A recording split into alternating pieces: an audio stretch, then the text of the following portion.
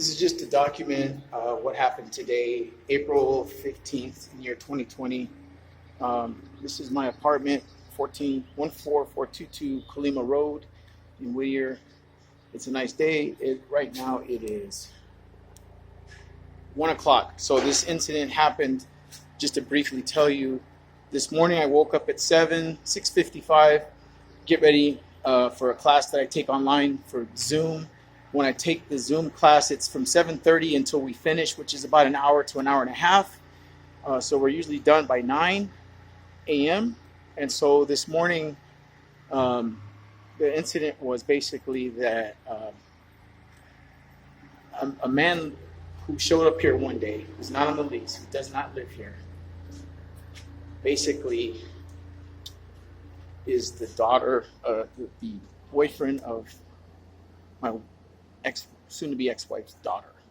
He's 26 years old, graduate of a college, showed up here one day, doesn't work, lived here for 4 months without working and just sleeping and eating weed or smoking weed all day. That's all he does and eats. So there's tension because I don't like that he's here. He doesn't like me, I don't like him. That's neither here nor there.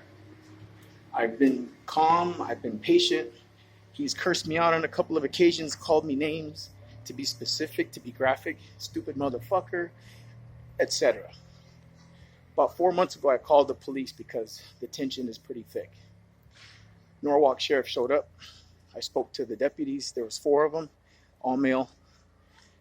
And so they basically just listened to what I had to say about it. Then they went and spoke to Patricio and Vicky and Ashley, which are the other 3 people that are involved. When all that went down, basically they just said, keep the peace. Stay out of everybody's way. So I did that. I said, no problem. That's what I want. I want them to do the same. I don't want to be called names. I don't want to be threatened. So we constantly get into big arguments, me and my ex-wife, because she has an attitude. She's called the police on me several times with nothing happening because nothing happened. I've never threatened her, never hit her, nothing. I'm not a violent person. I'm 52. I'll be 53 next month. It's just ridiculous. It's just a bad marriage.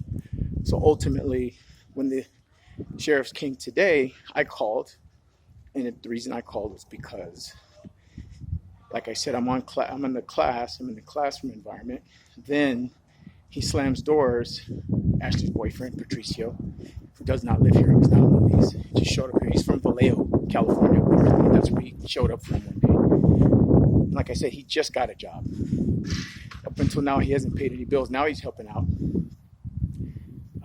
So he slams doors, loud, more than once, a couple of times. And so people are sleeping at that time. My neighbors, my ex-wife, other people, his girlfriend, whatever. Point being is he's being selfish and rude, and it's loud. It's disruptive. It disrupts me. I don't like it. It creates more tension. It's like a defiant way to say I can do what I want. You don't really need to slam doors. You just don't. Nobody does. Nobody wants to live in that kind of hostile environment. Slamming doors every day, dirty looks and all that. So I don't even make eye contact with them. That's how bad it is, because we just don't get along, and I don't want to get into a fight. So today when I asked him not to do that, I said, can you not slam doors, please? Other people are sleeping. He goes, fuck you, I can do what I want. And he hit me with a car door. So I got a little mark right there. Let's see if you can see it. He opened the car door because I walked down. It's not bad, I'm not tripping, but it shouldn't be there. I walked down to the car to ask him that politely. I say, hey, can you not slam? He's like, fuck you, I can do what I want. Hits me with the door. Then he says, get the fuck out of my way, and he pushes me. And I was like, no, don't put your hands on me, dude. And he goes, I can do what the fuck I want to do. Pushes me again, gets in his car, drives away, almost runs me over, speeds off. I called the police. Sheriffs came, they gave me an incident report. I didn't file charges. I just told them what happened.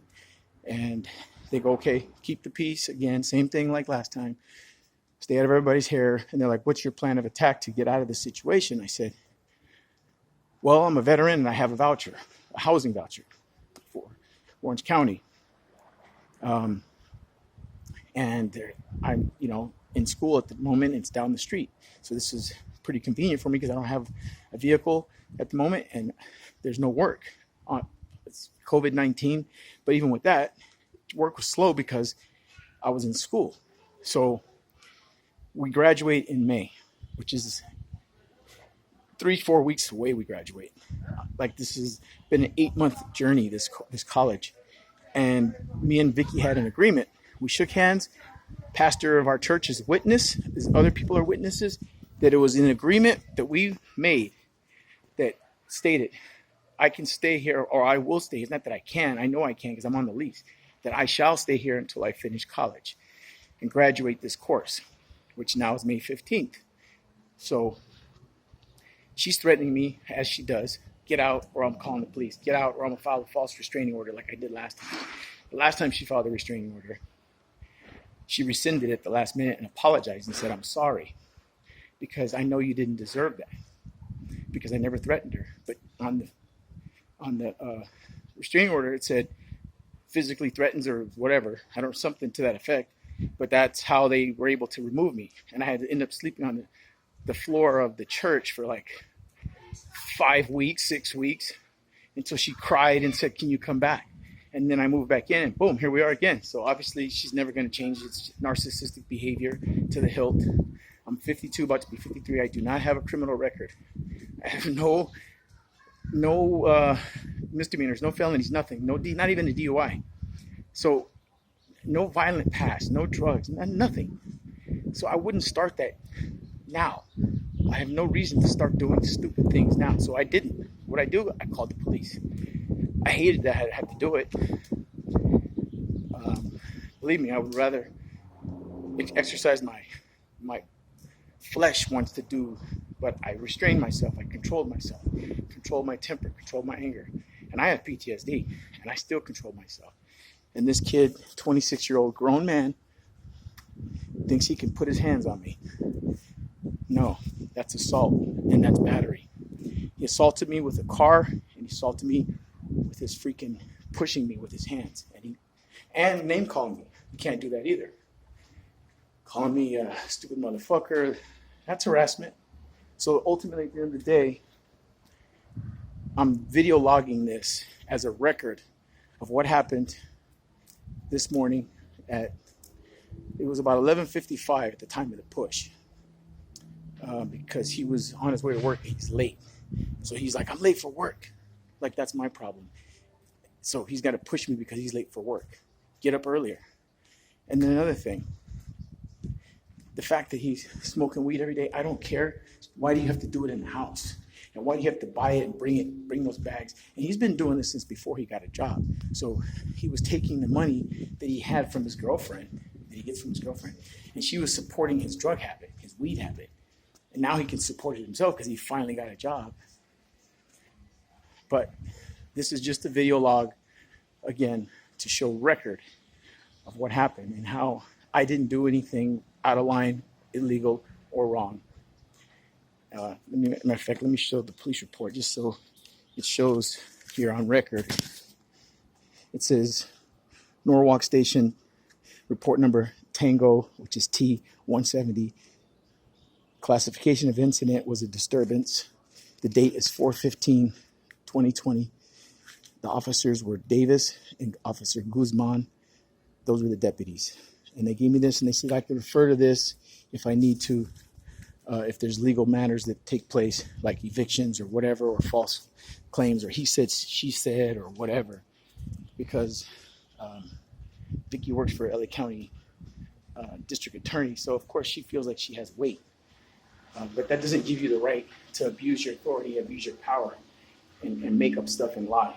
Last time she lied, she said that I was a threat or whatever. So they had to enforce that eviction order, which was unlawful, but they had to enforce it. I understand the Sherrifs were like, you have to leave. I had a broken arm. I had nowhere to go. And the pastor was kind enough to say you could stay on the church floor for as long as you need to get your stuff together.